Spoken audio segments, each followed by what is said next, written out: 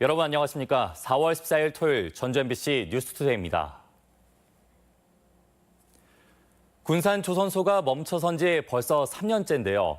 정부 지원 대책이 나오고 조선업 경기가 회복될 조짐을 보이면서 재가동에 대한 기대감도 커지고 있습니다. 강동혁 기자입니다. 지난 2016년 가동이 중단된 현대중공업 군산조선소. 기약 없는 기다림 속의 협력업체 직원은 5,200여 명에서 390명으로 크게 줄었고 지역 경제도 심각한 타격을 입었습니다. 재가동 시점을 앞당기려면 울산조선소에서 70척 이상의 물량을 확보해야 한다는 것이 전제 조건입니다. 이런 상황에서 국내외 조선산업에 훈풍이 불고 있습니다. 우선 해운재건 계획을 통해 정부가 국내 선사가 200척 이상 발주하도록 지원에 나섰습니다. 지난해 국내 조선사가 국내 선사가 발주한 선박의 66%인 37척을 수주한 점을 감안하면 정부 지원이 실적 향상에 큰 도움이 됩니다. 현대중공업이 금년 들어와서 20척을 수주를 한 상태입니다. 해운 선사들이 많은 물량을 발주하면 군산 조선소도 긍정적으로 2022년을 기점으로 강화되는 환경 규제도 조선산업 활성화를 돕게 될 전망인데 벙커CU를 대신할 LNG 연료선이 향후 7년간 최대 1,900여 척이 건조될 것으로 보여 기술력이 앞선 국내 조선사들이 물량 확보에 유리할 전망입니다. 사정이 이렇다 보니 올해 현대중공업 조선부문 목표액은 68억 불로 상향됐고 울산조선소 수주 물량도 지난해 48척을 뛰어넘을 것으로 보입니다. 지난해하고 지지난해는 세계 시황 자체가 발주가 적었어요. 지난해보다는 올해가 좀 더 조선 시황이 나아질 거라고 예상을 하고 잡은 거죠. 현대중공업이 빠른 시간 내 군산조선소 재가동으로 도민들에게 희망을 줄 수 있을지 관심입니다. MBC 뉴스 강동엽입니다. 전주 시내 복지관에서 장애를 가진 직원 한 명이 스스로 목숨을 끊었습니다. 그런데 이 직원이 복지관 내 집단 따돌림 때문에 극단적 선택을 했다는 내부의 폭로가 나왔습니다. 박연선 기자입니다. 전주시 산하 한 장애인 복지관입니다. 장애인에게 재활치료와 교육 등을 제공하는 시설인데 지난 9일 이 복지관 57살 A씨가 숨진 채 발견됐습니다. 다리가 불편한 장애인이었던 A씨의 죽음은 입사 2달 만이었습니다. 그런데 함께 근무했던 복지관의 전 직원 B씨는 내부 따돌림과 갑질 때문에 A씨가 스스로 극단적인 선택을 했다고 말합니다. 친목활동에서 배제된다든지 뒤에서 험담을 하거나 이거 이렇게 하는 거 아니야. 모르면 물어봐. 그러고 다시 물어보면 아직도 이런 것도 몰라? 내가 언제까지 이걸 알려줘야 돼? 팀 내에서 A씨를 괴롭히고 따돌린 것은 복지관 내 공공연한 사실이었다는 게 B씨의 말입니다. 하지만 복지관 측은 일상적인 업무 지시 수준이었고 특별한 괴롭힘은 없었다고 부인합니다. 그 업무 이렇게 같이 하면서의 그거지 갈등 관계에 있는 부분은 없는 걸로 알고 있거든요. 저희가 나이 있다는 핑계로 내지는 말수가 없으시다는 핑계로 본인은 따돌림이라고 생각하지 않았는데 그렇게 느끼실 수도. 이에 대해 복지관의 다른 직원 C씨는 복지관 상사 등에게 시달린 사람이 A씨뿐만이 아니었고 숨진 A씨 역시 이 중에 하나였다고 말했습니다. 예전에도 괴롭힘을 당하거나 힘들어하는 경우가 많이 발생했었는데요. 관리자에게 힘든 부분에 대해서 토로해도 조치를 취하지 않는 경우가 많았습니다. 장애인을 돌보는 시설에서 오히려 장애인 직원이 따돌림을 당해 극단적 선택을 했다는 의혹이 불거지면서 경찰과 전주시의 조사가 요구되고 있습니다. MBC 뉴스 박연선입니다.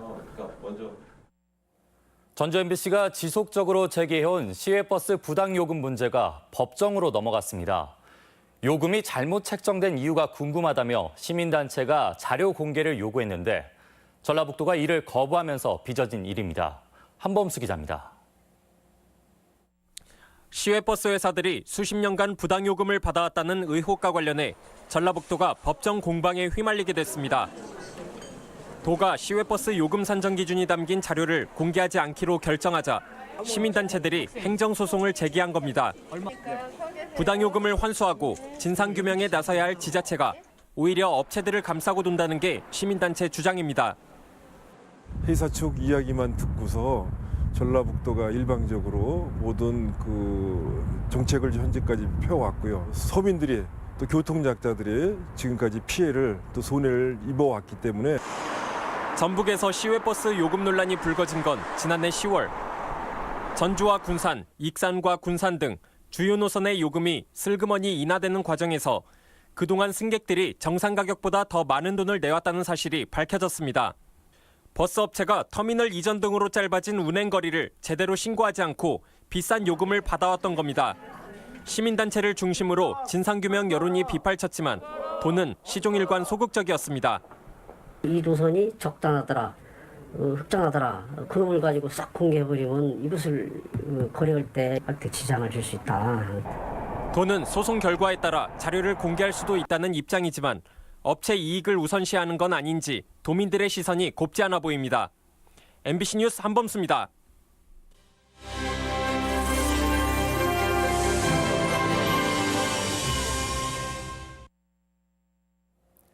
민주당 경선에 대한 후보들의 불만이 잇따랐는데 결국 전주시장 후보가 경선을 거부하고 나섰습니다.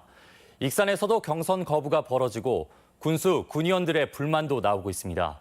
유룡 기자의 보도입니다.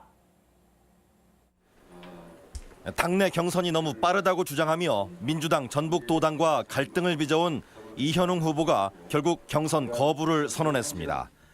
경선 일정에 대한 조정, 당원 명부 공개, 정책 토론 실시 등을 요구했지만 받아들여지지 않았다며 끝까지 당에 남아 책임을 묻겠다는 입장입니다. 정책 토론하자 요 세 가지를 요구했었잖아요. 하나도 이루어지지 않고 일사천리로 편향된 경선 일정을 조장한 힘을 져야 되고 끝까지 주장을 할 겁니다. 앞서 이현웅 후보는 전북도당을 상대로 경선 절차 중지 가처분 신청을 제기했지만 법원에서 기각된 바 있습니다. 재판부는 당내 경선일은 정당이 자율적으로 결정할 수 있다는 점 등을 기각 이유로 들었습니다.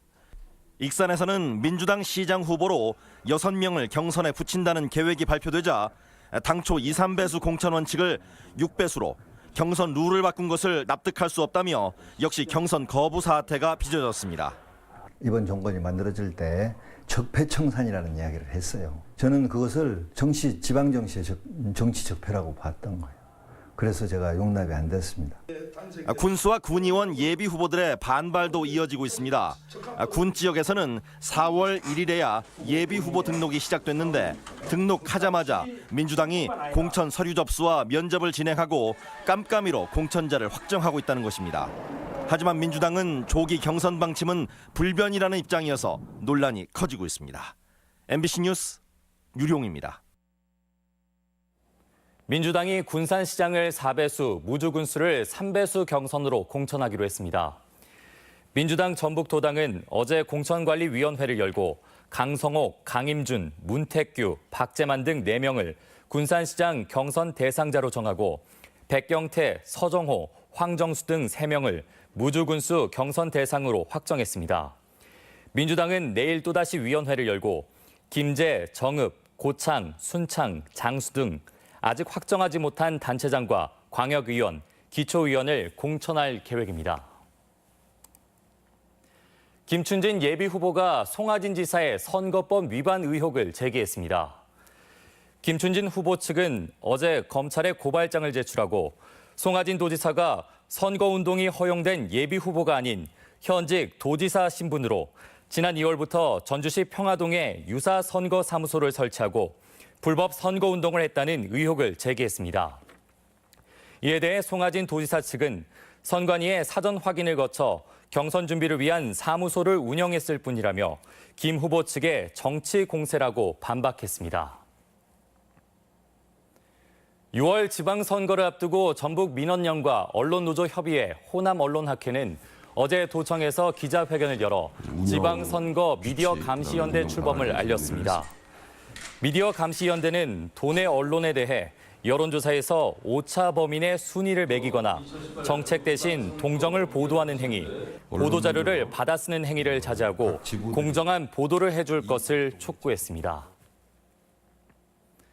세월호 참사 4주기를 맞아 희생자를 위로하는 추념식이 열렸습니다. 전북교육청은 어제 오후 6시 청사 앞마당에서 학생과 교직원 등이 참여해 적극적 기억, 희망을 말하다를 주제로 오케스트라 공연과 추모 연극을 진행했습니다. 또 고교생들의 메시지를 담은 희망의 배가 전달되며 춘영식과 함께 한국 만화협회 작가들의 추모 작품도 전시됐습니다. 다음은 우리 지역 행사와 문화 소식입니다. 조선시대 전주에 새거한 집안의 생활상을 살펴볼 수 있는 전시가 오늘부터 전주 역사박물관에서 마련됩니다.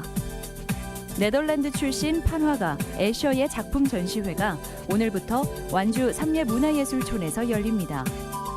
전주 영화제작소는 오늘 지역에서 활동하는 감독들의 영화를 무료 상영하는 메이드 인 전주를 운영합니다. 익산 청소년 오케스트라의 정기 연주회가 오늘 속리문화예술회관에서 있습니다. 고창군은 오늘 읍성 야외 특설 무대에서 독리국악 테마 첫 공연을 갖습니다. 제18회 모악산 진달래 화전축제가 내일 완주 모악산 대원사 일원에서 열립니다. 차와 함께 즐기는 전주 화전놀이 행사가 내일 한국소리문화의 전당 마당에서 진행됩니다. 직거래 장터인 쑥쑥 농부들 플리마켓이 오늘 남원 승월교 앞 벚꽃길에서 운영됩니다. 조선시대 왕궁을 지키던 수문장의 교대 의식이 오늘부터 11월까지 매주 토요일 경기전 일원에서 진행됩니다.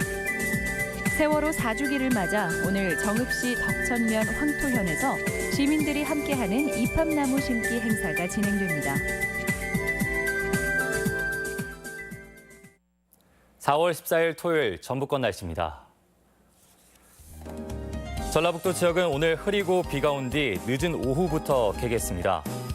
예상 강우량은 10에서 50mm이며 낮 최고 기온은 남원 14도, 전주 13도, 익산 12도 등 11도에서 14도의 분포로 어제보다 5도가량 낮겠습니다. 바다의 물결은 서해 남부 앞바다에는 1에서 2.5m, 먼 바다는 최고 3m까지 높게 일 것으로 보여 선박 운항에 주의가 요구됩니다. 이상으로 4월 14일 토요일 전주 MBC 뉴스투데이를 마칩니다. 시청해주신 여러분 고맙습니다.